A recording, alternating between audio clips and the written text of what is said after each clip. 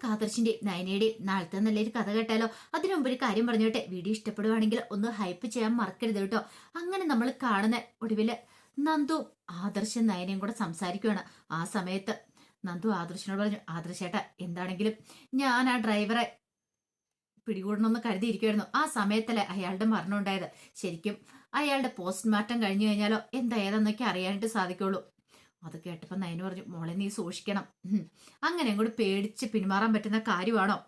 ഇതിന്റെ പിന്നിൽ ആരൊക്കെ ഉണ്ടെങ്കിലും നമ്മൾ അവരെല്ലാം പുറത്തു കൊണ്ടുവന്ന് പറഞ്ഞു. ആദർശേട്ടനും നയനേച്ചിക്കും തല ഉയർത്തിപ്പിടിച്ച് അനന്തപുരിയിലേക്ക് കയറി ചെല്ലണ്ടേ. പിന്നെ ഇപ്പോഴത്തെ ഈ എതിരാളികള് അത് ചെറിയ എതിരാളികളല്ല. അവരിങ്ങോട്ടേക്ക് വന്നത് തന്നെ പല ലക്ഷ്യങ്ങളും മനസ്സ് വെച്ചിട്ടാണ്. കാരണം ബിസിനസ് പരമായ ഒരു ശത്രുതയുമായിട്ടല്ല അവരിങ്ങോട്ടേക്ക് വന്നിരിക്കുന്നത്. അതിലപ്പുറം വേറെ എന്തൊക്കെയാണ്. കാരണം അവരിവിടെ ഒന്ന് ലോഞ്ച് ചെയ്ത ഉടനെ തന്നെ നവ്യേച്ചിയെ പിടിച്ച് അവരുടെ പരസ്യ മോഡലാക്കി. അതുപോലെ തന്നെ ആണ്ടെ ഇപ്പൊ ആ കാട്ടുകളൻ അബിയെ പുതിയ ബ്രാഞ്ചിന്റെ മാനേജറാക്കാൻ പോവുക. അവരെന്തൊക്കെയോ നീക്കങ്ങളും മനസ്സിൽ കണ്ടിട്ടുണ്ട്. അതുകൊണ്ട് ആ രീതി വേണം നമ്മൾ മുന്നോട്ട് പോകാനെന്ന് പറഞ്ഞു. അത് കേട്ടപ്പം നയന പറഞ്ഞു, അതൊക്കെ ശരിയാ മോളെ, പക്ഷേ എങ്കില് ഇനിയിപ്പം നമ്മൾ ഇതിന്റെ പിന്നാലെ ഉണ്ടെന്ന് അറിഞ്ഞിട്ടുണ്ടെങ്കിൽ അവരടങ്ങിയിരിക്കില്ല എന്ന് പറഞ്ഞു. നന്ദു പറഞ്ഞു, അതൊക്കെ എനിക്കറിയാം. അഭിയും കൂടെ പിടിച്ച് അവിടേക്ക് കയറ്റാൻ ശ്രമിക്കുന്നുണ്ട്. ഒരു പക്ഷേ നമ്മുടെ വിവരങ്ങളൊക്കെ ചോർത്തി കൊടുക്കാൻ വേണ്ടിയിട്ടായിരിക്കും അഭിയനെയും കൂടെ പിടിച്ച് അങ്ങോട്ടേക്ക് കയറ്റുന്നത്. പക്ഷേങ്കില് ഒരു കാരണവശാലും അത് നടക്കരുതെന്ന് പറഞ്ഞു. ഇത് കേട്ടപ്പോ ആദർശ് പറഞ്ഞു, എന്ത് ചെയ്യാൻ പറ്റും, അബിയുടെ സ്വഭാവം അറിയാലോ, അതുപോലെ തന്നെ നവ്യയുടെ സ്വഭാവം. രണ്ടുപേരും കൂടെ ചേർന്നിട്ടുണ്ടെങ്കിൽ പിന്നെ പറയാൻ വേണ്ടാന്ന് പറഞ്ഞു. നന്ദു പറഞ്ഞു, ശരിക്കും പറഞ്ഞിട്ടുണ്ടെങ്കിൽ നവ്യ ചില സത്യങ്ങളൊക്കെ തുറന്നു പറയേണ്ടതാ. ഈ അബിയെ തലയെ ചുമന്നുകൊണ്ട് നടക്കുന്നതിന് ഇത്ര വലിയൊരു കാട്ടുകളനവന് ചതിയര നവ്യേച്ചയോട് പോലെ എത്രയോ വട്ടം ക്രൂരത കാണിച്ചിട്ടുണ്ട്. എന്നിട്ടും നവ്യേച്ചിക്ക് കാര്യങ്ങളൊന്നും അറിയത്തില്ല. ഇതിനിങ്ങനെ മുന്നോട്ട് കൊണ്ടുപോയിട്ട് കാര്യമില്ല നയനേച്ചി. നയന പറഞ്ഞു, എന്ത് ചെയ്യാനാ മോളെ, നവ്യേച്ചിയുടെ ജീവിതം തകരുമെന്ന് ഓർത്തിട്ട് മാത്ര. പിന്നീട് ആദർശ് പറഞ്ഞു, നന്ദു നീ പോകുമ്പോഴൊക്കെ സൂക്ഷിച്ചു വേണം. ഒരു പക്ഷേങ്കില് നീ ആ സ്വർണം പിടികൂടിയതൊക്കെ അവർക്ക് ഒട്ടും സഹിക്കാൻ പറ്റിയിട്ടുണ്ടായിരിക്കില്ല എന്ന് പറഞ്ഞു. അതൊക്കെ ഞാൻ നോക്കിക്കോളാം ആദർശേട്ടാ. ആദർശേട്ടൻ ധൈര്യമായിട്ടിരിക്കാൻ പറഞ്ഞു.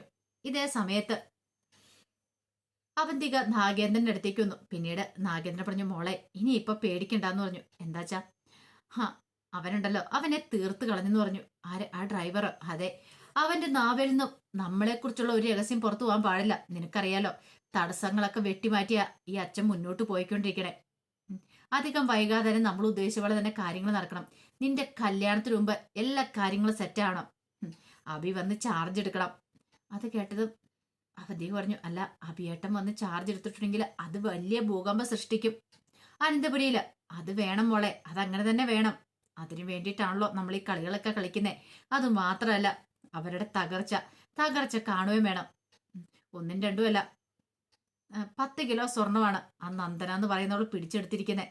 അതിനുള്ള പ്രതികാരം ഞാൻ എന്തായാലും ചെയ്തിരിക്കും. അവന്തേക്ക് പറഞ്ഞു, അവള് ചില്ലറക്കാരിയല്ല, അവളെ സൂക്ഷിക്കണം അച്ഛാന്ന് പറഞ്ഞു. പിന്നല്ലാതെ ഇതിന്റെ പിന്നിൽ ഒറ്റ ഉണ്ടോന്ന് എനിക്ക് സംശയമുണ്ട്. സാരമില്ല മോള്, ഭയപ്പെടേണ്ട കാര്യമൊന്നുമില്ല. അച്ഛനൊരു കാര്യം ചെയ്തിട്ടുണ്ടെങ്കിൽ അത് 100 വട്ടം ആലോചിച്ചിട്ടാ ചെയ്യുന്നേ. ഒരു പക്ഷേങ്കിൽ ആദർശം നയനെയൊക്കെ ആ വീട് വിട്ട് ഇറങ്ങിയിട്ടുണ്ടെങ്കിലും നമ്മളെ പിന്നാലെ ആണോന്ന് പോലും എനിക്ക് സംശയമുണ്ട്. അത് കേട്ടപ്പോ അവന്തി പറഞ്ഞു, ഏയ് അങ്ങനെ ആ വഴിയൊന്നുമില്ല. ഈ പറയുന്ന മൂർത്തി മുത്തശ്ശനാണെങ്കിലോ ആദർശേട്ടനും അതുപോലെ തന്നെ നയനേച്ചിയൊക്കെ വീട് വിട്ടു പോയതിന്റെ വിഷമത്തില. കാരണം സങ്കടമൊക്കെ ഉണ്ട്, ആരുടെ മുന്നിൽ പ്രകടിപ്പിക്കുന്നില്ലെന്നേ ഉള്ളൂ. മോളെ എല്ലാത്തിനും ഒരു അറുതി ഉണ്ടാകാനായിട്ട് പോവാ. അനന്തമൂർത്തി തല താഴ്ത്തി പിടിച്ച് നിൽക്കുന്ന ഒരു ദിവസം വരും. അധികം വൈകാതെ സംഭവിക്കും. ആ ദിവസത്തിനായിട്ടാ ഞാൻ കാത്തിരിക്കുന്നത്. ആ സമയത്ത് ഞാൻ തല ഉയർത്തി പിടിച്ച് അങ്ങേരുടെ മുന്നിലേക്ക് ചെല്ലും. നിന്റെ കല്യാണം നല്ല ഗംഭീരമായിട്ട് നടക്കുകയും വേണം. അപ്പോഴേക്കും അവന്തിക പറഞ്ഞു, അല്ല അച്ഛ, നവീനേട്ടൻ പെണ്ണ് കണ്ടിട്ട് പോയതല്ലേ ഉള്ളൂ, നടക്കണം മോളെ, അതൊക്കെ ഗംഭീരമായിട്ട് നടക്കണം. നിന്റെ കാര്യങ്ങൾ സെറ്റ് ചെയ്യണം എനിക്ക്. പിന്നെ നവ്യയുടെ സ്വഭാവത്തെക്കുറിച്ച് എനിക്ക് നന്നായിട്ടറിയാം. അവളെ എന്താണെങ്കിലും അബിയുടെ ജീവിതത്തിൽ നിന്ന് തന്നെ ഒഴിവാക്കണം. അവൾ ഒരിക്കലും ഇനിയിപ്പോ അബിയുടെ ഭാര്യയായിട്ട് ഇരിക്കാൻ പാടില്ല. അബിയുടെ ഇഷ്ടം പോലെ തന്നെ കാര്യങ്ങൾ മുന്നോട്ട് പോട്ടെ. അത് കേട്ടപ്പോൾ അവന്തി പറഞ്ഞു, ഒരുപക്ഷെ അബിയേട്ടനും അമ്മയ്ക്കൊക്കെ ഇതൊക്കെ അറിഞ്ഞ് ഞാൻ ഭയങ്കര സന്തോഷമായിരിക്കും. എനിക്കറിയാം അവരെക്കുറിച്ച്. അതുകൊണ്ടാണ് ഞാൻ പറഞ്ഞത് തൽക്കാലത്തേക്ക് അവരിതൊന്നും അറിയണ്ടെന്ന് പറഞ്ഞ്. എല്ലാം ഒന്ന് ശാന്തതയാവട്ടെ, അതിനുശേഷം എന്തുവാണെന്ന് ഞാൻ പറയാന്ന് പറഞ്ഞു. പിന്നീട് അബി ഭയങ്കര സന്തോഷത്തിലാണ് നവ്യയുടെ അടുത്തേക്ക് വരുന്നത്. നവ്യെ, 1-ാം തീയതി മുതൽ എനിക്ക് ചാർജ് എടുക്കണം. പുതിയ ബ്രാഞ്ച് ഓപ്പൺ ചെയ്യാൻ പോലെ ഏൻ ജ്വല്ലറിയുടെ. അത് കേട്ടപ്പം നവ്യ പറഞ്ഞു, അത് ശരിയാ, സന്തോഷമുള്ള ഒരു കാര്യമാന്ന് പറഞ്ഞു. ഇത്തിരി സമയം കഴിഞ്ഞ് കഴിഞ്ഞപ്പോഴത്തേനും ദേവേന ഇങ്ങോട്ടേക്ക് വന്നു. ദേവേനി വന്നു കഴിഞ്ഞപ്പോ നവ്യ പറഞ്ഞു, "ഉം, മൂർത്തി ജ്വല്ലറിന്ന് അബിയെ തള്ളിക്കളഞ്ഞു, അബിയെ ഇറക്കി വിട്ടു. പക്ഷെ ഇനിയിപ്പോ ഏൺ ജ്വല്ലറിന്ന് അവനെ ഇറക്കി വിടാൻ ആരെ കൊണ്ട് സാധിക്കില്ല എന്ന് പറഞ്ഞു." അത് കേട്ട് കഴിഞ്ഞപ്പം ദേവേനി വെച്ചു, "നീ എന്താ നവ്യ അങ്ങനെ പറയണേ?" അതെ, അബി അധികം വൈകാതെ തന്നെ ഏൺ ജ്വല്ലറിയുടെ ബ്രാഞ്ച് മാനേജർ ആവാൻ പോവാന്ന് പറഞ്ഞു. ബ്രാഞ്ച് മാനേജറോ? ഇവനോ? അതെ, എന്താ അബിക്ക് ജോലി ചെയ്തുകൂടെ? എല്ലാ കാലത്തും അബി ഇങ്ങനെ ഈ വീട്ടില് അടുക്കളപ്പണിയും ചെയ്ത് കഴിയണമെന്നാണോ അമ്മായി പറയണ? അതൊന്നും നടക്കുന്ന കാര്യമല്ല എന്ന് പറഞ്ഞു. അത് കേട്ടപ്പോ ദേവേനി പറഞ്ഞു, "അല്ല, നീ ഏൺ ജ്വല്ലറിയുടെ പരസ്യ മോഡലാണല്ലോ, ആയിക്കോ, നീ നിന്റെ ഇഷ്ടം പോലെ എന്ത് വെള്ളം ചെയ്തോ. പക്ഷെ ഒരേ ഒരു കാര്യം, ഇവനുണ്ടല്ലോ അബി, ഇവൻ ഒരിക്കലും ഏൺ ജ്വല്ലറിയിലേക്ക് പോകത്തില്ല, അവിടെ പോയി ജോലി ചെയ്യത്തില്ല എന്ന് പറഞ്ഞു." ഇത് കേട്ടപ്പോ നവ്യ പറഞ്ഞു, "അല്ല അമ്മായി എന്തിനാ ഇങ്ങനെയൊക്കെ പറയണേ? അമ്മായിക്ക് അമ്മായിയുടെ മോന്റെ കാര്യം നോക്കിയാ പോരെ? എന്റെ ഭർത്താവിന്റെ കാര്യം എനിക്ക് നോക്കാൻ അറിയാം. പിന്നെ അത് മാത്രമല്ല, അബി എവിടെ പോയി ജോലി ചെയ്യണം എന്നുള്ള അത് അബിയുടെ സ്വാതന്ത്ര്യത്തിൽപ്പെട്ട കാര്യ. അതെ, അവന്റെ സ്വാതന്ത്ര്യത്തിൽപ്പെട്ട കാര്യമൊന്നുമില്ല. അങ്ങനെ അവൻ ഇവിടുന്ന് വിടാൻ പോകുന്നില്ല. രക്ഷപ്പെട്ടു പോകാന്ന് അവൻ എന്തെങ്കിലും വിചാരം ഉണ്ടെങ്കിൽ അത് അവന്റെ മനസ്സിൽ നിന്ന് മായച്ചു കളയാനേ പറ്റുള്ളൂ എന്ന് പറഞ്ഞു. അബി ഒന്നും മിണ്ടാൻ നിൽക്കുന്ന കണ്ടപ്പം നവ്യ ചോദിച്ചു, "നീ എന്താടോ ഒന്നും മിണ്ടാത്തേന്ന് ചോദിച്ചു." "അല്ല, അത് പിന്നെ നവ്യെ വെറുതെ അമ്മായിയുമായിട്ട് ഒരു വഴക്കിന് പോകണ്ടെന്ന് പറഞ്ഞു." "വഴക്കിനാ? ഞാനോ? ഞാൻ വഴക്കിനൊന്നും പോകുന്നൊന്നുമില്ല. പക്ഷേങ്കില് പറയാനുള്ള കാര്യം ഞാൻ മുഖത്ത് നോക്കി പറയും. അത് ആരുടെ ആണെങ്കിലും ശരി. അല്ല, നീ ആ ഏൺ ജ്വല്ലറി പോയി ജോലി ചെയ്യുന്നുണ്ട്, ഇവിടെ ആർക്കെന്താ പ്രശ്നം ഇരിക്കണേ? നല്ല അന്തസ്സായിട്ട് ജോലി ചെയ്യാനല്ലേ പോന്നേ. മൂർത്തി ജ്വല്ലറിയിലോ നിനക്കൊരു സ്ഥാനമില്ല. ഏൺ ജ്വല്ലറി പോയി ജോലി ചെയ്ത് 10 പൈസ ഉണ്ടാക്കുന്ന വെക്കുമ്പോ ഇവിടെയൊക്കെ ഉള്ളവർക്ക് എല്ലാവർക്കും അസൂയ.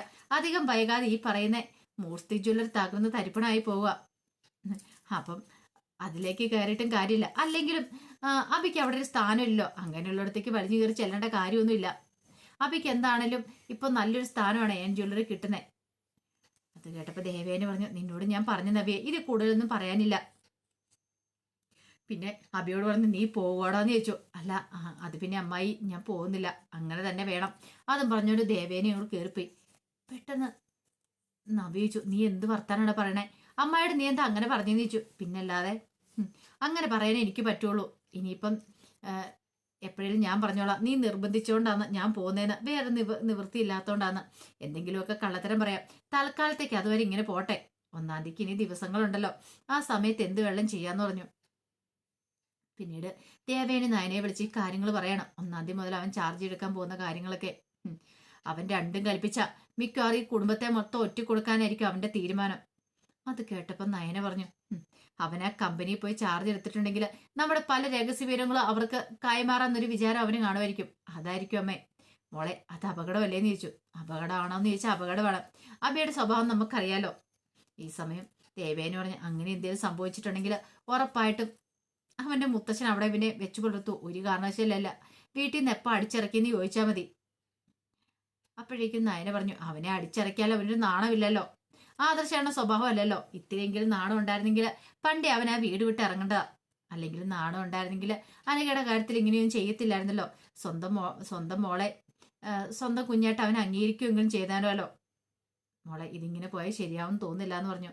"അമ്മ വിഷമിക്കേണ്ട, ധൈര്യമായിട്ടിരിക്കുക. എന്താ വേണ്ടെന്ന് അറിയാന്നൊക്കെ പറഞ്ഞിട്ട് നയന കോള് കട്ട് ചെയ്തു.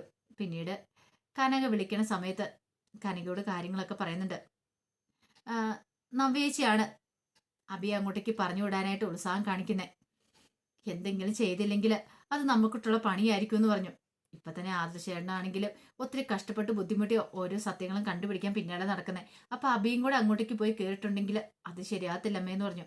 "മോള് വിഷമിക്കണ്ട, നവിയുടെ അഹങ്കാരം ഞാൻ തീർത്തു കൊടുത്തിട്ടുള്ളൂ" എന്നൊക്കെ കനക പറയാണ്. കുറെ നാളായി ഇങ്ങനെ ഞാൻ പറയണം പല കാര്യങ്ങളും പറയണം എന്നോർത്തിരിക്കുന്നത്. ഇനിയിപ്പോൾ അത് പറയാതെ മറച്ചു വെച്ചിട്ടും കാര്യമില്ല. എത്രയെന്ന് വെച്ചാൽ എങ്ങനെ മുന്നോട്ട് പോകുന്നത് അങ്ങനെയൊക്കെ പറഞ്ഞ് കനക നയനയെ ആശ്വസിപ്പിക്കുകയാണ്. അപ്പൊ അതിന്റെ വിശേഷങ്ങളൊക്കെയാണ് നമ്മൾ കാണാൻ പോകുന്നത്. അധികം വൈകാതെ തന്നെ നവ്യയുടെ അഹങ്കാരം തീരുക തന്നെ ചെയ്യും. ആ വിശേഷങ്ങൾക്കായി നമുക്ക് എല്ലാവർക്കും കാത്തിരിക്കാട്ടോ. ഒരിക്കൽ കൂടി എല്ലാവർക്കും ശുഭരാത്രി നേർന്നുകൊണ്ട് നിർത്തുന്നു.